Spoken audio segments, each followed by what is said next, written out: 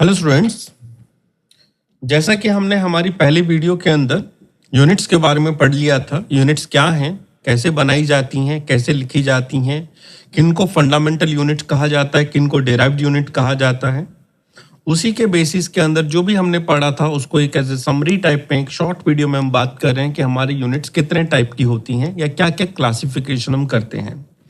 इस यूनिट के क्लासिफिकेशन के अंदर सबसे पहले हम लिखते हैं यहाँ पे बेस यूनिट्स या फिर आप कह सकते हैं फंडामेंटल यूनिट्स। हम बेस यूनिट्स कहें या फंडामेंटल यूनिट्स कहें, बात एक ही है। इसका मतलब ये होता है कि यूनिट्स ऑफ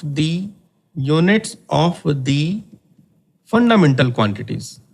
तो आपने फंडामेंटल क्वांटिटीज लास्ट वीडियो में आपने देखा होगा कि फंडामेंटल क्वांटिटीज हमने 7 क्वांटिटीज के नाम लिखे थे और जो 7 क्वांटिटीज हमने नाम लिखे थे उनके सामने उनकी यूनिट्स भी लिखी थी।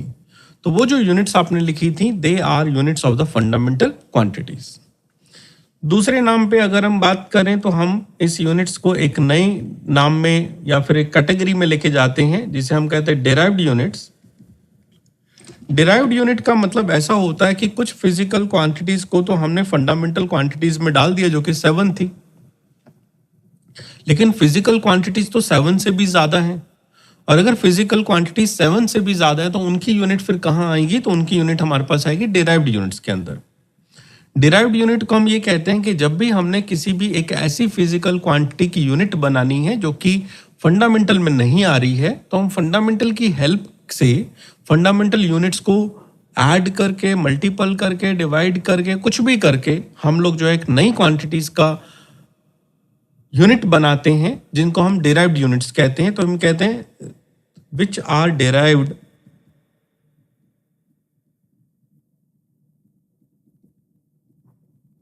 in terms of base units।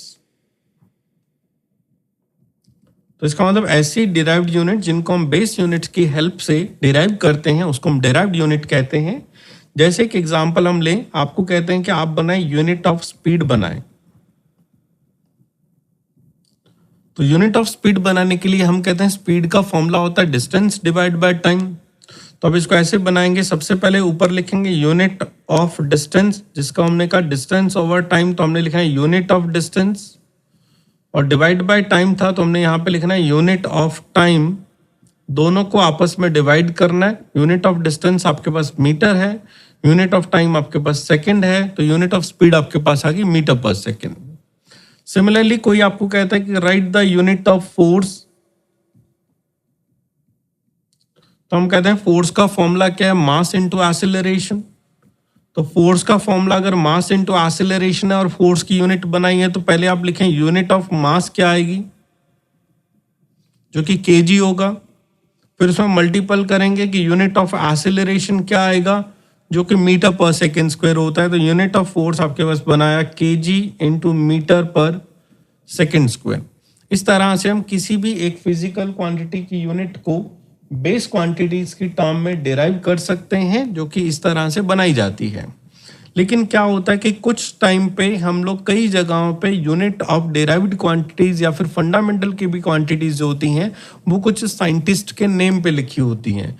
वो जस्ट हम ये कह सकते हैं कि उन साइंटिस्ट ने उस फील्ड में वर्क करके एक अच्छा हमें रिजल्ट दिया, हमें डिस्कवर करके एक नई जो है एक हम कहें कि बाहर की दुनिया में लेके गए, तो हम ये कहते हैं कि उस वजह से हमने उनको ऑनर देने के लिए हमने उनकी यूनिट्स जो हमारे पास फिजिकल क्वांटिटी की आई थी उनके नेम पे रख दी है। तो हम कहते हैं some derived units are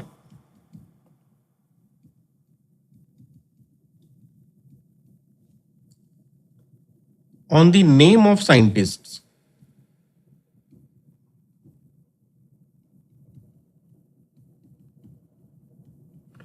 To give them honor।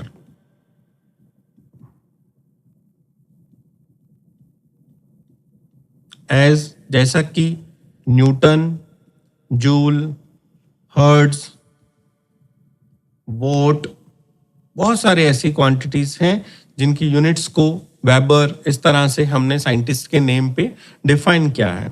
लेकिन इसका मतलब हम ये नहीं कहेंगे कि जितने भी नेम पे आने वाली यूनिट्स हैं वो डिराइव्ड यूनिट्स हैं, क्योंकि फंडामेंटल में भी हमने एम्पियर और केल्विन को यूज किया था। एम्पियर और केल्विन जो है वो है तो नेम पे, लेकिन आते फंडामेंटल में है। तो इसका मतलब हम ये कहेंगे कि हमारे पास ये है कि साइंटिस्ट के नेम पे फंडामेंटल भी होती हैं और साइंटिस्ट के नेम पे डेराइव भी होती हैं। थर्ड नंबर पे अगर हम क्लासिफिकेशन करें, उस क्लासिफिकेशन को हम सप्लीमेंट्री यूनिट्स कहेंगे।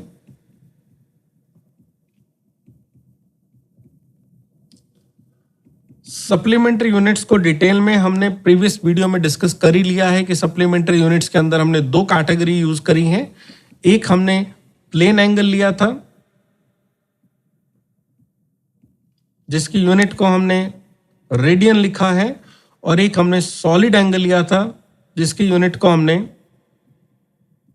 स्टे रेडियन लिखा था, ST, स्टे रेडियन। इसके बारे में पूरी डिटेल में बात हमने करी है कि क्या होता है, कैसे बनता है, कैसे फॉर्मूला ढूंढा जाता है, कैसे वैल्यू ढूंढी जाएगी, वो हमारी प्रीवियस वीडियो में बहुत डिटेल में हमने दोनों को एक्सप्लेन किया है। तो सप्लीमेंट्री यूनिट्स की पहले बात करते हैं कि बनाई क्यों गई।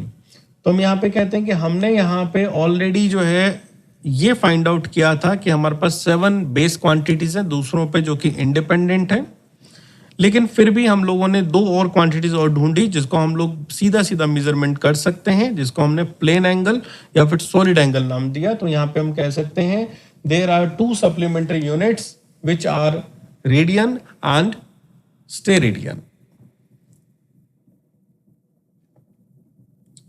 फोर्थ नंबर पे जिस यूनिट की हम बात करते हैं उसको बोलते हैं प्रैक्टिकल यूनिट्स। प्रैक्टिकल यूनिट्स का मतलब ये नहीं है कि डिराइव्ड की हैं या फिर ये नहीं है कि ये फंडामेंटल की हैं। ये practical unit derived as well as fundamental दोनों के लिए रहती हैं, जो कि ना तो हमारी SI यूनिट में आ रही है ना FPS में आ रही है, फिर भी हम उसे फ्रिक्वेंट यूज कर रहे हैं, और यूज करने के बाद हम उस बात को समझ लेते हैं कि ये किस चीज की बात हो रही है। तो अगर हम डेली लाइफ में उनका फ्रिक्वेंट यूज कर रहे हैं जो कि स्टैंडर्ड वे में हमारे पास किसी भी यूनिट में नहीं आ रही है, बट हमें किसी भी क्वांटिटी की पूरी इंफॉर्मेशन प्रोवाइड कर रही हैं, तो उसको हम प्रैक्टिकल यूनिट्स कहते हैं। तो practical units are for the fundamental,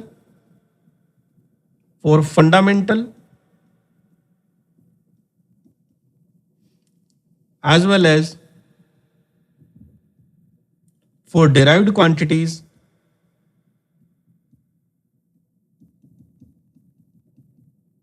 in practical use।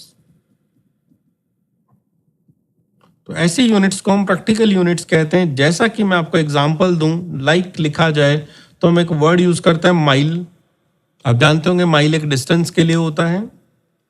हम वर्ड यूज करते हैं लाइट ईयर।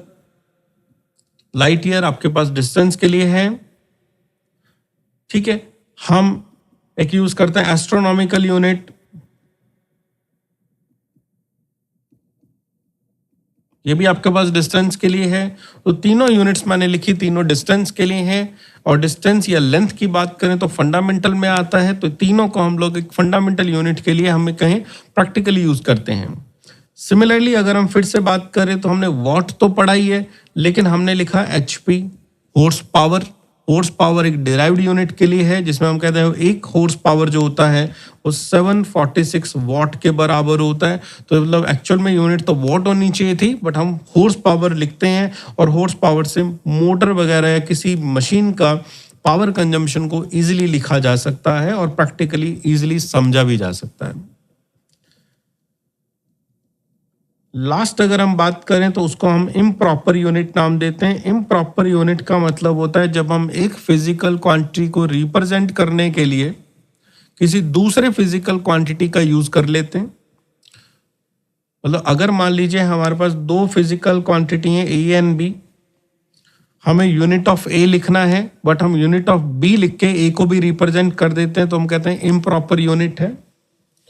इम्प्रॉपर यूनिट का मतलब कहते हैं कि unit of A is not as a nature of A, it is used of the B. जैसे कि एक एग्जांपल हम लिखें, हम कहते हैं what is the unit of weight. What is unit of weight? तो हम कहते हैं यूनिट ऑफ वेट तो एक्चुअली वेट तो एक फोर्स होता है, और फोर्स होता है तो ये तो न्यूटन में आना चाहिए।